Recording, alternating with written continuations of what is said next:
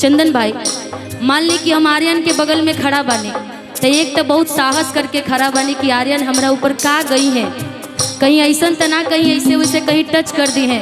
तो बड़ी साहस के बाद हम सोच समझ करके इनका साथ खड़ा बानी। लेकिन ओकरा बाद ही चाहते तो हमरा खातिर अच्छा भी गाना तू गा सकत रहा, लेकिन तू जब गाना गई बा हमरा खातिर एक गाना गई बा, धीरे करिएगा कि माई बने वाला रहू तू के नहीं खे जाना तोहरा बारे में, माई बने वाला रहू तू कुंवारे में, बिना छिलले भसवा धसी है बलमुआ तोहरा में।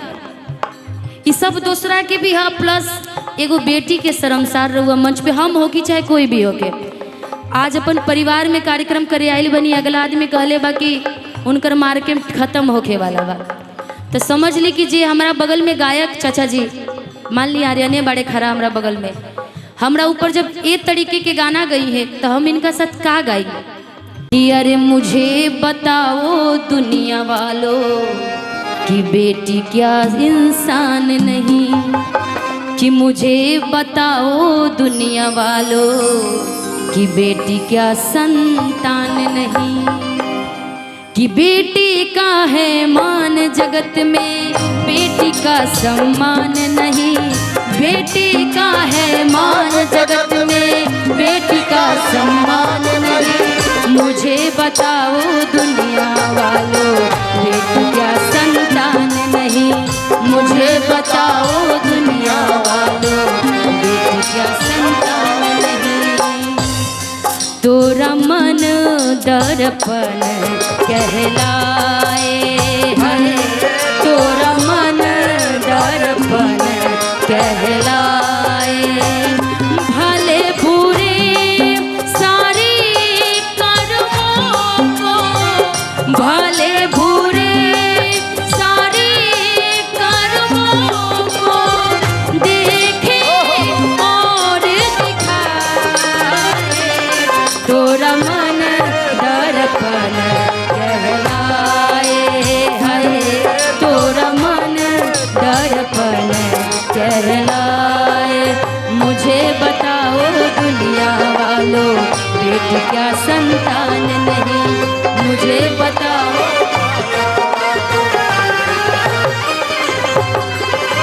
वो ऐसे कहनी है कि काहे से कि जहाँ पे अपन भारत देश में कहल जाता कि बेटी बढ़ाओ बेटी पढ़ाओ, और हर क्षेत्र में लड़की के आगे बढ़ावे के काम बीजेपी सरकार पूरा सरकार करता, पूरा लोग मिल करके, जहाँ पे बेटी के 5 बजे के बाद से बिहार में कहीं निकले ना देवल जात रहे। आज देखी तो हर कार्य में बेटी आगे बढ़ता और हर कार्य में कदम से कदम मिला के चलता, डट के खड़ा होता। लेकिन ऐसा ही कुछ तुच्छ ऐसा सोच के लड़का बालो, कुछ सोच के ऐसा कलाकार बालो जे एक बेटी के ऊपर एक लड़की के ऊपर अच्छा गाना तो कभी गा नहीं खे सकत लोग। जब भी हमार तारीफ करते बीवी के लेकर के, गर्लफ्रेंड के लेकर के, एक बहन के लेते, चाहे जे भी समझ करके, जैसे गाना गोरिया चांद के अजुरिया नियन गोर बारू हो, गोरिया चांद के अजुरिया नियन गोर बारू हो, तुहर जोर केहू नहीं के बिजोर बारू हो, तुहर जोर केहू नहीं के बिजोर बारू हो।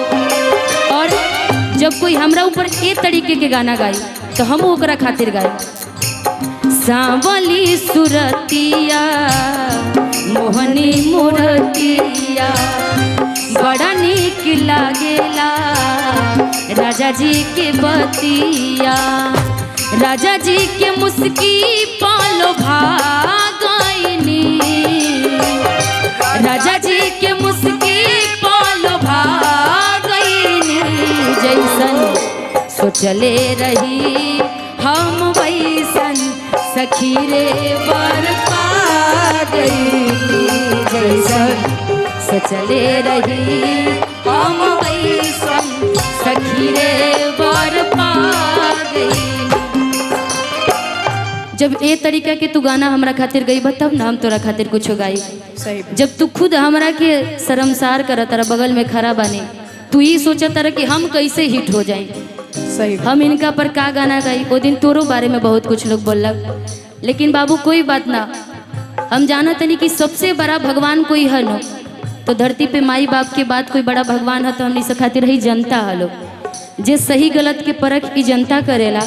और साथ ही साथ हम तो इतना ही चाहना तनी कि आज के बाद हम भी मंच पे कोई के बारे में कुछ ना बोलत रही, पहले भी और ना अब भी बोलब। काहे से कि कहल जाला कि समय के लाठी में बहुत ताकत होकेला। समय तो अच्छा अच्छा के धरोहर के नीचे गिरा देला, तो वहाँ के कौन ऐसा बड़का बात बाकी 2 दिन के चांद और चांदनी खिलल बा फिर अच्छा से गिर जाई हैं। कहल जाला कि सरस्वती जब विराजमानी तो घमंड ना करे के चाहिए। आज हमारा बीच में रघु बाबू भी बड़े। रघु तू बारा ए राजा हो सावर भैला, ए राजा हो सावर भैला, बालू के कमाई से। ए राजा हो सावर भैला, कोयला के कमाई से, कि झरिया से भिलाई में ना। गाना तो भोजपुरी में एक से एक बाजे, एक औरत के ऊपर हुआ गाई तो गाना ना खत्म हुई। इतना मिठास अपना भोजपुरी में बा। ए राजा हो सावर भैला, ए राजा हो सावर भैला, कोयला के कमाई से, झड़िया से भिलाई में ना। ए राजा हो सावर भैला, कोयला के कमाई से, झड़िया से भिलाई में ना। ए राजा हो सावर भैला, कोयला के कमाई से, झरिया से भिलाई में ना। ए राजा हो सावर भैला, कोयला की कमाई से।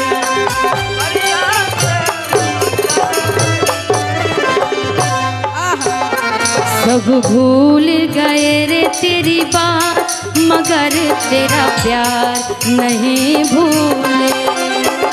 सब भूल गए रे हर बात, मगर तेरा प्यार नहीं भूले।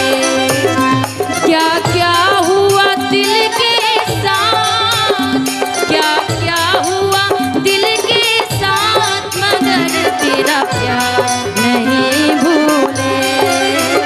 हम भूल गए रे हर बात, मगर तेरा प्यार नहीं भूले। हम भूल गए रे हर बात, मगर तेरा प्यार नहीं भूले। ए राजा हो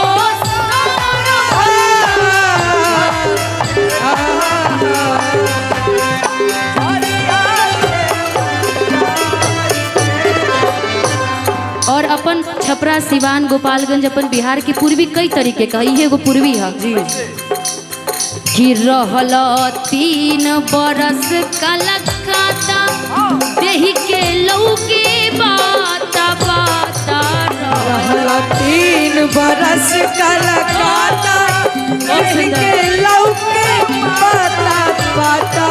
रहल 3 बरस कलकत्ता, देही के लौके बाता